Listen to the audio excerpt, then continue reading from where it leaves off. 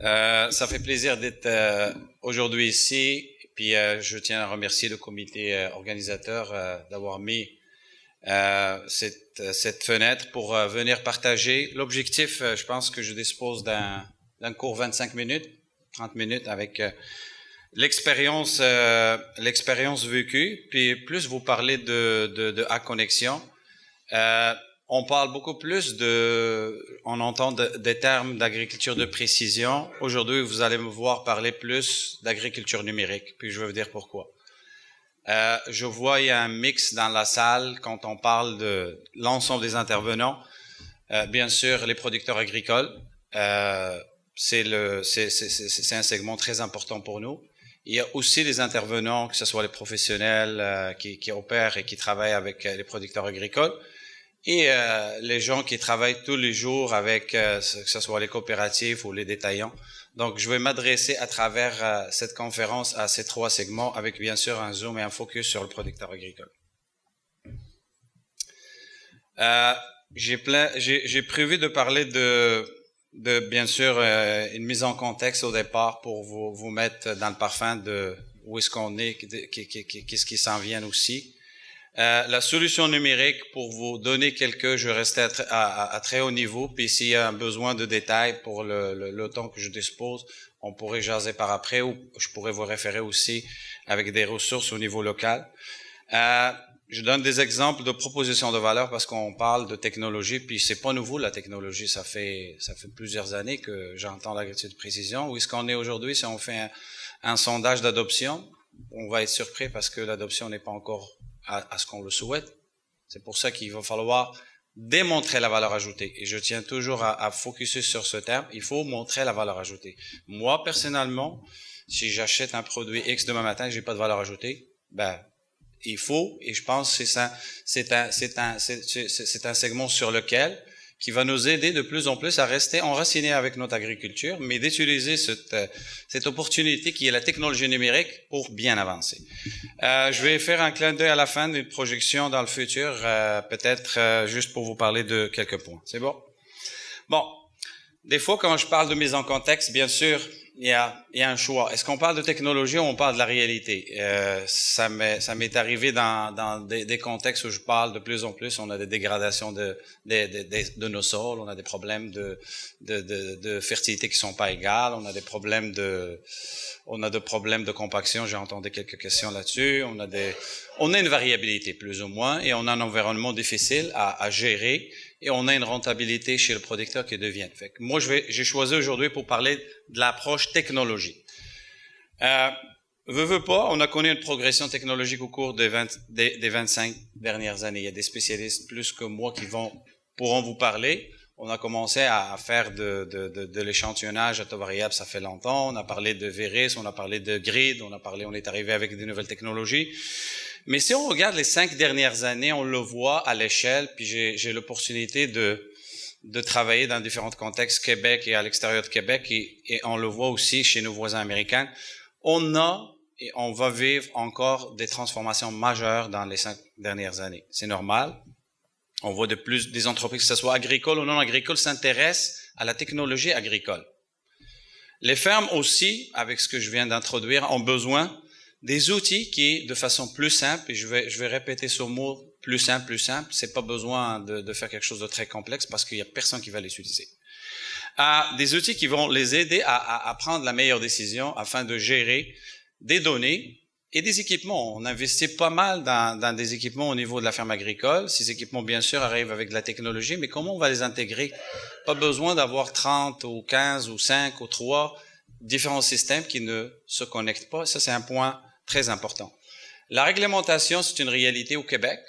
On le vit aujourd'hui, puis ça va l'être aussi, même on le voit dans l'Est canadien, même nos amis de l'Ontario commencer à répondre à ce volet-là. Ça demande un meilleur suivi. C'est important aussi d'avoir une relation avec le client qui est le producteur. Donc, il faudrait qu'on arrive avec de quoi qui améliore l'expérience. Et j'ai parlé de l'intégration. Bon. C'est très important moi j'utilise souvent, donc, comment est-ce qu'on fait des choses pour faire des choses? Non, on fait des choses pour répondre à un besoin. Puis le besoin, souvent, on le mesure quand on parle, quand quand on fait des sondages, quand on visite des fermes, quand on a l'occasion. J'aimerais vous partager cette information qui est, je trouve, quand même importante. On a posé la question, ça c'est les producteurs qui ont répondu.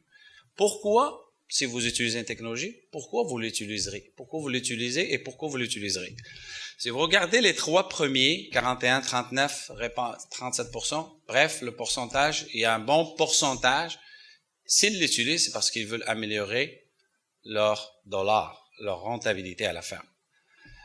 Il y a un bout aussi qui touche l'efficacité. Donc, ça va de soi, si on est efficace, on peut être aussi gagné. Donc, et aussi comparer les résultats. Souvent, on tombe dans l'oubli. On a des données qui sur 5 ans, sur 6 ans, mais qu'est-ce qu'on fait? Est-ce qu'on les compare? Est-ce qu'on s'assoit avec le client pour comprendre? La traçabilité, c'est quelque chose qui peut-être touche certains segments. Je vais faire un clin d'œil au niveau de fourrage. Peut-être il y a des exportations. 15 jours, ou c'est peut-être, il y a le cas aujourd'hui, certains marchés vont exiger certaines données au niveau de traçabilité. C'est pour ça que ça met la table que on arrive à parler de A-Connexion. A-Connexion, pour vous simplifier ça, c'est une nouvelle plateforme qui s'insère dans le virage numérique amorcé par l'ensemble des réseaux de la Confédérée à travers le Canada. Ça existe sous forme de 2 modules. Le premier, de façon c'est simple, c'est le portail. C'est une plateforme numérique pour que le producteur accède et se connecte avec sa coopérative ou son détaillant pour faciliter l'échange, pour accéder à des documents, pour faire tout ce qui est transactionnel et commercial.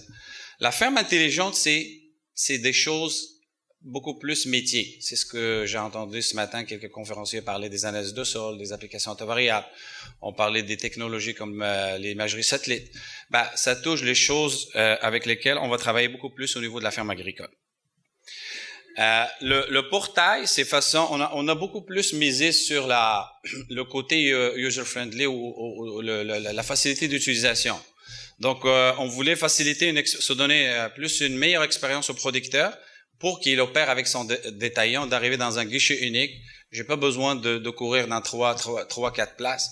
Et puis, j'ai des interactions à faire aussi avec mon représentant. C'est une façon plus simple de pouvoir communiquer que de se perdre à travers les différents outils disponibles. Je passerai plus parce que c'est ça ce qui va pouvoir nous réunir à travers l'échange qu'on va avoir. C'est que le module ferme intelligente, si j'ai une phrase à le simplifier, c'est qu'on prend la technologie puis on dit, on se lève le matin de début de la saison jusqu'à la fin de la saison. Donc, on a une saison à vivre, à opérer une ferme. Comment la technologie va être utile pour moi à l'intérieur de cette chaîne de valeur? En passant de la planification, quand je planifie, quand je rencontre mes professionnels pour décider qu'est-ce que je vais mettre, jusqu'aux récoltes, en passant bien sûr par le suivi de saison, et aussi qu'est-ce qu'on fait après. C'est des segments très importants, le transfert d'apprentissage. Est-ce qu'on a appris quelque chose? Comment on va pouvoir mesurer et analyser et reprendre de nouvelles décisions par le futur? Alors, la solution, on parle plutôt des utilisations. C'est pas juste les producteurs à l'avant-garde qu'on a souvent parlé de l'agriculture de précision, puis j'ai eu l'occasion de jaser avec quelques producteurs ou des professionnels. C'est pas encore pour moi l'agriculture de précision. Cette réponse, je l'entends, mais le plus important, c'est il faut amener quelque chose pour tous les producteurs. Donc, quelques exemples, on a parlé des carnets de champs. C'est très important, le carnet de champs. Il y a plus que 80% aujourd'hui des producteurs agricoles ou que ce soit des professionnels qui travaillent avec et qui notent des choses sur papier crayon. Des fois, on prend des photos avec nos appareils intelligents. Puis, c'est important. Les programmes de culture, ce que je veux dire, le beau agroéconomique, vous l'avez vu, c'est quelque chose, c'est des attentes, ça fait partie des attentes que le producteur veut amener en place. Les suivis au champ, lorsqu'on est sur le terrain avec devant une parcelle, on fait nos observations, que ce soit dans le volet diagnostic, que ce soit dans le volet correctif. C'est ce qu'on appelle le dépistage. Les analyses, c'est l'entrée de base de toute l'approche agronomique et bien sûr les recommandations, l'intégration des cartes, que ce soit des gens qui reçoivent des travaux à forfait. J'aborderai pas dans le cadre de ma présentation aujourd'hui tout ce qui est cartographie de rendement et tout ça. parce que je veux focuser sur le volet plantes fourragères en lien avec peut-être quelques rotations de céréales. Et aussi un volet qui est, vous allez être surpris qu'on a posé aussi dans le sondage les producteurs. La météo revient souvent. C'est une composante importante. Comment on va essayer de façon très simple aider la décision ou éclairer la décision des utilisateurs avec la météo. Et bien sûr, je vais parler de l'imagerie satellite.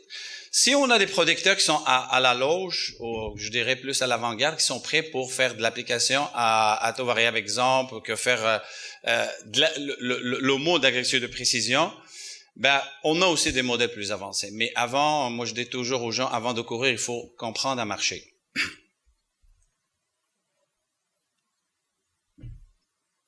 Excusez. Là, je vais vous donner concrètement quelques valeurs ajoutées, ok? Je vais commencer par la première valeur et ça touche un peu tout le volet planification. Un outil d'analyse agroéconomique de façon très simple, ça permet de planifier, de budgéter les choix de culture. Est-ce que je sème telle variété, telle culture ou tel mélange de foin ou de fourrage? C'est important de bâtir des analyses ou des modèles de façon très simple, très personnalisable à chaque ferme et à chaque parcelle. Donc, des fois, on peut travailler avec nos professionnels, avec des données qui sont génériques, mais si le producteur, au niveau de sa gestion de la ferme, veut changer certaines pratiques, veut appliquer certains intrants ou différents intrants, il a le choix de façon très simple. En un clic, on est capable de définir ce qu'on appelle des scénarios. Pour le foin sec, exemple, maïs en silage, je serai capable aussi de comprendre le comparatif si je change, donc je peux comparer plusieurs scénarios. Et ce qui est très important, c'est en un clic, on génère de la valeur ajoutée au producteur avec des rapports. Donc des rapports très simples à comprendre. Mon foin sec avec un rendement souhaité de tel avec une pratique me coûtant, qu'est-ce que je peux changer pour le travailler? Ça, c'est quelque chose que les producteurs adorent et aiment beaucoup, de partir sur des bonnes bases de la planification. On fait pas d'agriculture de précision là-dessus, on apporte le numérique et on l'utilise dans notre quotidien de travail et d'interaction avec le producteur agricole. Deuxième valeur ajoutée, carnet de champs numérique. J'ai pas beaucoup de choses vous le savez, à chaque fois que je parle à un producteur, il me parle de carnet de champs numérique. Aujourd'hui, moi je pense c'est l'entrée de base qui va aller générer l'ensemble des données de nos interventions et de les garder à la même place. C'est très important de le lier aux observations des champs, que ce soit fait par les professionnels ou par le producteur, ce lien doit exister. J'ai besoin des recommandations, j'accède à travers, et aussi sur quoi on mise d'intégrer ça avec la météo. Je prévois de faire un traitement dans 24 heures, 48 heures, et ce qui, dans ma parcelle, parce que tout à l'heure je vais vous parler de la météo, la précision est à la parcelle de savoir qu'est-ce qui arrive. Et aussi la grande valeur dans la traçabilité, comme je l'ai dit, de plus en plus nos marchés vont avoir des exigences. Je travaille avec des producteurs en Ontario sur le programme Canada Gap et avec ça on est capable de répondre. Voici un exemple. Vous avez peut-être vécu le dernier changement qu'on a eu avec les PCC ou les produits de protection de culture. Fait qu'aujourd'hui, on est capable ça opère avec l'outil carnet de champs. On produit des registres de pulvérisation d'herbicides ou d'autres produits de façon très simple. Le suivi au champ, ça c'est quelque chose qui va beaucoup plus être bénéfique au niveau de la scène agricole. C'est d'utiliser la technologie mobile. Si je fais un sondage aujourd'hui en classe, en salle pour est-ce qu'il y a quelqu'un qui n'a pas un téléphone intelligent? Tout le monde aujourd'hui, ça a été démocratisé. Alors, comment on va miser sur cette démocratisation de la technologie pour amener des applications simples à aider nos intervenants à travailler avec leurs producteurs et aider le producteur aussi à bien comprendre? Donc, on a une application très simple qui fonctionne aussi en mode hors ligne parce que la disponibilité de l'Internet dans les régions, c'est un facteur important limitant au niveau de l'adoption technologique. Donc, lorsqu'on développe des technologies surtout mobiles, on pense à les faire hors ligne. Et aussi, on a un dépistage guidé par la base de données. Donc, on a toutes les maladies, toutes les mauvaises herbes sont intégrées à la base. Le potentiel d'utiliser des couches, peut-être, je sais pas, j'ai entendu peut-être Atina parler des images satellites. On a des couches qui sont disponibles. Qu'est-ce que je veux dire par des couches? C'est des cartographies qui renseignent sur des informations complémentaires au niveau de la parcelle. Les cartes de sol, c'en est une couche. Les cartes de rendement, c'en est une couche. Les images satellites, c'en est une couche. Donc ça aide d'aller directement à la place. Comme vous voyez ici, la personne arrive en place, va pouvoir intégrer la recommandation, prendre des photos nécessaires. Le tout est enregistré et au même moment, donc on facilite la relation avec le producteur. Le producteur est informé, puis on a une décision qui est prise. J'ai parlé de la météo. Vous voyez, la majorité des compagnies au niveau multinational aujourd'hui apportent le volet météo. C'est normal, c'est notre quotidien au niveau agricole. C'est important d'avoir ces données-là. On travaille à une précision à la parcelle, donc on offre une précision de la météo à la parcelle, de comprendre. On a un ensemble de paramètres qu'on regarde: température, précipitation, degré jour, et la liste. Et aussi, ce qui est important, donc on a le forecast, la prédiction et l'historique. Donc on dispose des historiques à partir de 1880 de façon très simple. Donc on démarre une date jusqu'au, puis on sort et on valide avec le producteur comment ça fonctionnait avec certains paramètres clés. Je sais pas s'il y a un gardien de temps comme moi je suis dans le temps. Pardon?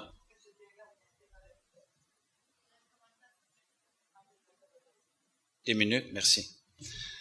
L'échantillonnage ou l'échantillon et l'analyse de sol. L'objectif, c'est pas de faire une conférence aujourd'hui, mais je vais parler de certaines choses. Moi, je pense que les données de sol sont à la base de l'approche agronomique. On peut pas faire de l'agronomie si on parle pas des données de sol. Donc, c'est très important de voir dans notre approche aujourd'hui, dans notre processus de travailler de planifier plutôt, avant de planifier un échantillonnage de sol, comment on va aller apporter de la valeur, optimiser ce processus. Et c'est ça ce qu'on a mis de l'avant.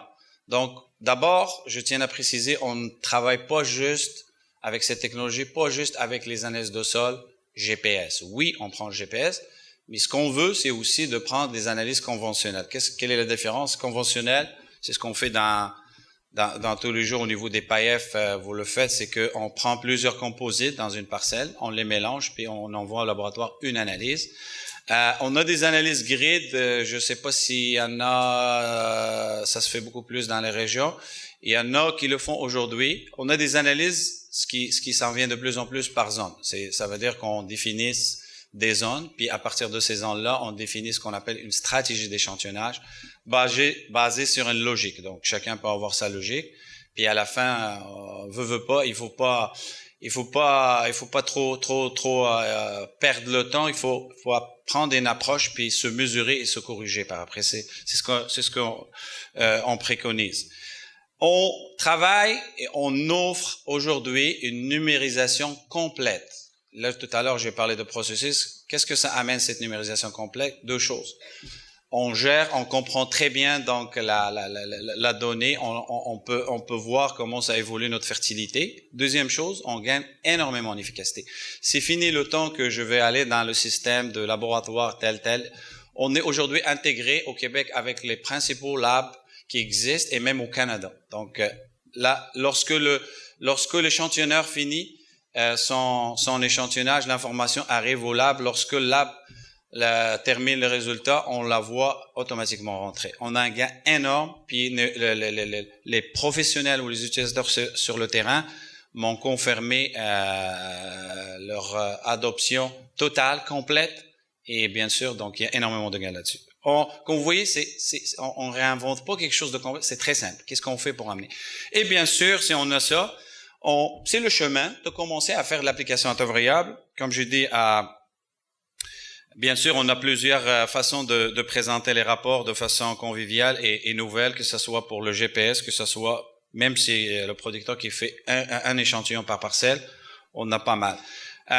Je vais pas, comme je dis, me répéter ce qui a été dit par les conférenciers précédents sur l'application à temps variable. C'est important de mon apprentissage, de mon expérience, si jamais quelqu'un veut commencer à faire de l'application à temps variable, souvent l'approche, Si on a tout corrigé, bien sûr. Moi, je parle de volets que tous les correctifs sont faits.